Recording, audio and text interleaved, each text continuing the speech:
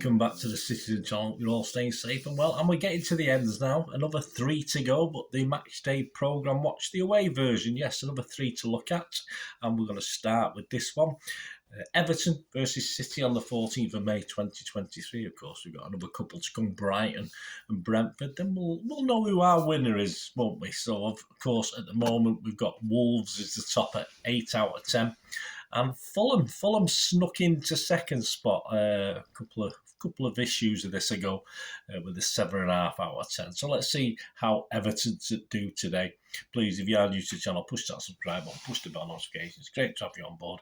Everything City, past, present and forever. Little information vlogs like this, bit of fun, previews, reviews, etc., and all the history stuff, of course, which will be going out throughout the summer as well. So we get a little bit of a break. I do sort of do these history ones and sort of collect a few and have a couple of days off now and then, but plenty of history stuff and quizzes and summaries of the season to come over it won't be long, will it? About 5 or 6 weeks before we're back in action again, by the looks of it. Right, let's have a look at this Everton programme. Please, if you are new to the channel, push that subscribe button, push the bell notifications, give us that thumbs up, that little like button. I'm trying to get about 20 likes. So it's a bit difficult on the match day programme ones, but if you can help me towards 15 or 20 likes, I'll be very grateful. Right, yes, this is £4 for 84 pages. Nice looking layout inside. Unusual cover. Yeah, I like that cover, which is on screen there with Nathan Patterson on the cover. Like a mini profile on the cover itself, which is unusual. I like unusual. I like quirky. There's 22 pages of promos and ads in it, around about 22 pages, which is about 26%, which is a higher proportion than some of the matchday magazines. So let's have a look at Everton first. Apart from the normal stuff, the managers, the chief execs, captains, players, women's teams, academy, under-23s, etc., etc. Is there anything interesting? Actually, there's a couple of interesting pieces. There's one early doors on the new roof. Of course, they're having a new stadium built, aren't they? And an update of the new stadium. And they're doing experiments on the roof, so it's sort of whether it's going to have a retractable roof, I'm not too sure, but it looks like it from that image, the image that's on there. And obviously the roof has to withstand higher winds. I think they've gone up to about 24 times what they'd expect to get. So there's a fair chance that might cover all the options as far as wind's concerned. And of course, talking about acoustics, which I think is a big problem at the Etihad. I don't think the acoustics are very good. Etc. So I can't really wait with that acoustic. So I can't really wait to listen to Everton, and, even louder. That drone, it'd be I can't wait for that. But at least there's no posts in the way, is there? So at least there'll be no posts to try and peer around. And of course, great. I love the old grounds, but sometimes they have had the day, and probably Goodison Park, like Anfield, to some extent, even though they're upgrading it. Certain parts of that have had the day as well. Nathan Patterson, as you'd expect, who's on the cover, is the main interview. 8 pages worth.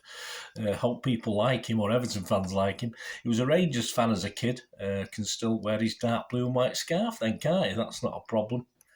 An article, He Wore Blue. Yeah, that looks at an ex-player called Jose Baxter, who had to give up football at 24 with an injury, and is now an academy coach with Everton. Quite an interesting 5 pages, a bit of his background and obviously the disappointment with the injury and how he sort of got accepted back at Everton, stuff like that. The lowdown is on Michael Keane, including connections with dates, etc. for non-footy stuff. If you watch my history vlogs, I'll do that sometimes in a match. I'll tell you what was going on in the country and how much things were costing. For instance, he was born in 1993, Michael, and a pint of milk cost 36p. And the X-Files was released that year. So I like little quirky stats like that.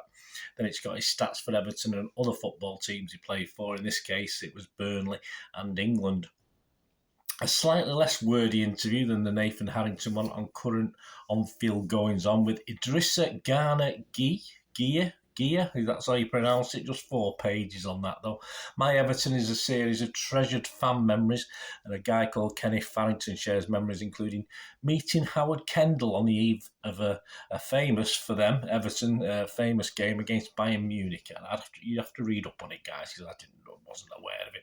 I can think of a few thousand City fans, though, who will have meeting Kendall as one of their least favourite memories. But hey, that's another matter, isn't it?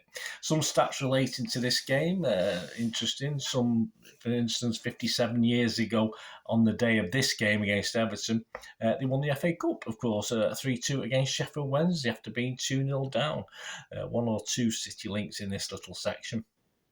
And then we get on to the City stuff itself, the Manchester City stuff.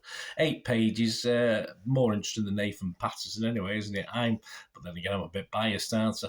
Everton throwing a history of the badge, a bit brief, no slave ships mentioned, fortunately. Our all-time appearance, top 3 and top scorer. Top 3, and that's as I've not checked it. This is what they're saying. Alan Oakes 680 appearances. I know he's got the most. I thought it was 681, but I'm not quibbling. Corrigan 603, Mike Doyle 570. Top goal scorers, of course, Aguero 256, Eric Brook 177. Tommy Johnson 166, but as I said, I'm not checking. I'll take their word for that. A great action black and white picture at Muddy Main Road. Yeah, it's not City against Everton, it's City against Leeds back in January 1971. A game we did lose, actually, but strange it wasn't an Everton game they put in there, but hey, we'll take it. I like it. Plus normal player profile stats on some of the players, for instance, like KDB, most assists was stood at 16 at the time. Edison, most Premier League minutes at that time, etc., so that sort of stuff. So it's not bad. Not certainly better than we do on visiting teams in our programme. Is there any City versus Everton stuff? Well, there's a kids quiz on City and Everton's goings on. Here we go, just for fun. See if you know this one. This is a kids quiz, don't forget. Question 6. Amadou Onana, that's a great name, is an international teammate of which City player? There you go. I'll give you the answer at the end. And there's a quiz for grown-ups as well, not just for kids. Answer at the end again. Here you are. This will test you. Question 10, this is, I played for Everton and City and won a European Cup with United. Get your thinking hats on that one. I did get that one, but it took me a little while. EFC heritage is on Everton and City players who played or managed both clubs. Interesting fact, perhaps 8 Everton players have gone on to manage City. So there you go, that's about it. And it's an okay programme, but it does sort of lack a lot of good history between City and Everton, which, as you know, one of the most teams we've played over time. So it's a long and rich history. So such a shame there's nothing really covered in this apart from odd comments about stats and stuff like that. But it's not a bad effort. It's a good read. I enjoyed reading a couple of the Everton-themed articles. But though £4, of course, is what we pay, of course, but some of the programmes are still £3.50 out and about, and there's a lot of ads and promos in it, as I said at the start of this vlog. I don't think it's going to threaten the top of the table, but I'm going to score this over the basic score of 6 out of 10. I'm going to give this a 6.5 out of 10, and I'll move it into 9th position, just above Crystal Palace. So there you go. So not a total disaster, but interesting. Right, the 2 quiz questions before we go. Did you get these right? A kids quiz, of course. Amadou Onana is an international teammate of which City player? Did you know it? Yeah, I didn't. I know who it is. I know KDB because that's who it is, but I didn't know Onana played for Belgium as well. So that was that. Did you get that right? And the other one, a quiz for grown-ups. Question 10, I played for Everton and City and won a European Cup with United. Brian Kidd, of course. Yeah, should have known. He should not say it. So I had to think a little long and hard on that one. Don't forget, this is available from. It's okay. It's all right. So it's not the worst. You'd like to collect your programmes, and it's available, of course, from the same stockist publisher as City, the ReachSportShop.com, who do Everton programmes as well. So you can buy it for the cover price plus postage. It should be cheaper than what you can get it on the internet. And there you go, with a couple to go now. Next up, I will be there, so I'll be hopefully picking one up on the night.